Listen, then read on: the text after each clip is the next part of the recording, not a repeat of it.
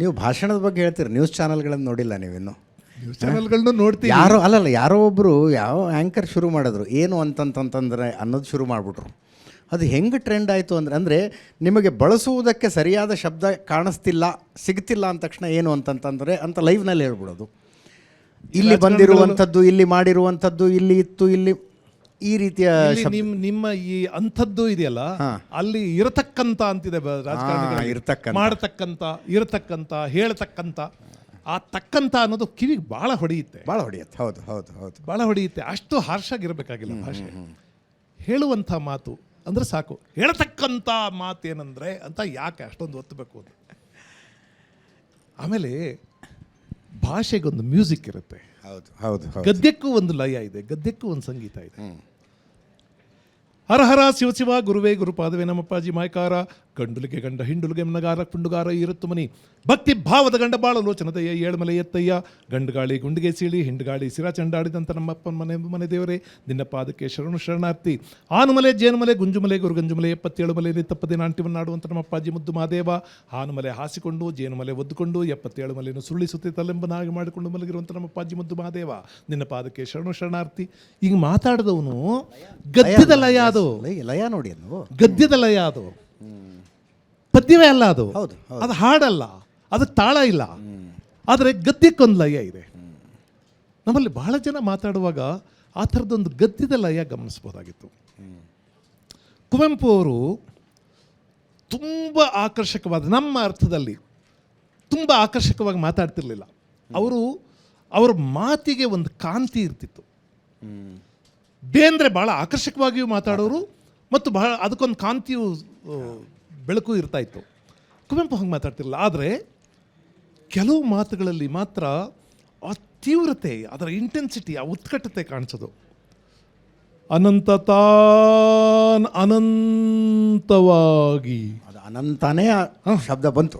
ಆಗುತಿಹನೇ ನಿತ್ಯ ಯೋಗಿ, ಅನಂತ ನೀನ್ ಅನಂತವಾಗು, ಆಗು ಆಗು ಆಗು ಆಗು ಅನ್ನೋರು. ಈ ಆಗುವಿಕೆ ಮನುಷ್ಯನಲ್ಲಿ ಎಷ್ಟು ತೀವ್ರವಾಗಿರಬೇಕು ಅಂದರೆ ಆ ಧ್ವನಿಯಲ್ಲಿ ಸ್ಫುರಿಸಬೇಕು. ಅದಕ್ಕೆ 4 ಸಲ ಈಗ ತಾಯಿ ಮಗುನ ಕರಿಬೇಕಾದ್ರೆ ಬಾರೋ ಬಾ ಬಾ ಬಾ ಬಾ ಬಾ ಬಾ ಬಾ ಬಾ ಬಾ ಅಂತಾಳೆ. ಬಾ ಒಂದ್ಸಲ ಅಂದರೆ ಸಾಕಲ್ವಾ? ಆದರೆ ಆತ ಬರಬೇಕು ಅನ್ನೋ ಹಂಬಲದ ಉತ್ಕಟತೆ ಎಷ್ಟಿದೆ ಅಂದರೆ ಬಾ ಬಾ ಬಾ ಬಾ ಬಾ ಬಾ, ಆಗು ಆಗು ಆಗು. ಮನುಷ್ಯ ಆಗಬೇಕು, ಇನ್ನೂ ಆಗಬೇಕು, ಇನ್ನೂ ಆಗಬೇಕು. ಯಾಕೆಂದರೆ ಅನಂತನಾಗುವ ಪ್ರಕ್ರಿಯೆ ಇದೆಯಲ್ಲ, ಅದು ಹೀಗೆ ಆಗು ಆಗು ಆಗು ಆಗು ನಿರಂತರವಾಗಿ ಆಗುವಿಕೆಯಿಂದ ಆಗಬೇಕಾದದ್ದು. ಅದನ್ನು ಹೇಳುವಾಗಲೇ ಅವರು ಅನಂತ ನೀನ್ ಅನಂತವಾಗು, ಆಗು ಆಗು ಆಗು ಆಗು. ಗದ್ಯಕ್ಕೂ ಒಂದು ಲಯ ಇರುತ್ತೆ. ಬೇಂದ್ರೆ ಒಂದು ಪದ್ಯನ ಓದಿದ್ರು, ಹಾಡಲಿಲ್ಲ. ಈಗ ಓದಿದ್ರು ಅಷ್ಟೇ.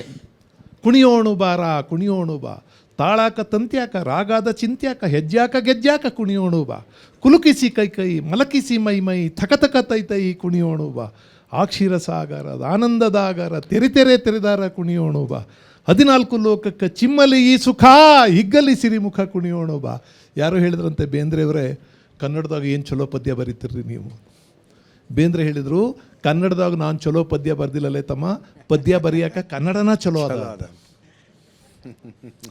ಭಾಷೆಗೆ ಆ ಥರದೊಂದು ಶಕ್ತಿಯನ್ನು ಪ್ರದಾನ ಮಾಡುವವರು ಇವರು. ಶಕ್ತಿಯನ್ನು ಪಡ್ಕೋತಾನೆ, ಶಕ್ತಿಯನ್ನು ಕೊಡ್ತಾನೂ ಹೋಗ್ತಾರೆ ಭಾಷೆಗೆ. ಇದು ಹೆಂಗೆ ಅಂದರೆ, ಈ ನಮ್ಮ ಕಾರುಗಳ ಬ್ಯಾಟ್ರಿಗಳಿರ್ತವೆ ನೋಡಿ. ಕಾರು ಓಡೋದ್ರಿಂದ ಬ್ಯಾಟ್ರಿ ಚಾರ್ಜ್ ಆಗುತ್ತೆ, ಬ್ಯಾಟ್ರಿಯಿಂದ ಕಾರು ಓಡುತ್ತೆ. ಅದು ಹಾಗೆ ಭಾಷೆ ಕೂಡ ನಾವು ಬಳಸ್ತಾ ನಮಗೆ ಶಕ್ತಿ ಕೊಡುತ್ತೆ, ನಾವು ಬಳಸ್ತಾ ಅದಕ್ಕೆ ಶಕ್ತಿ ಕೊಡುತ್ತೆ. ಈ ಪರಸ್ಪರ ಕ್ರಿಯೆ ಇದು.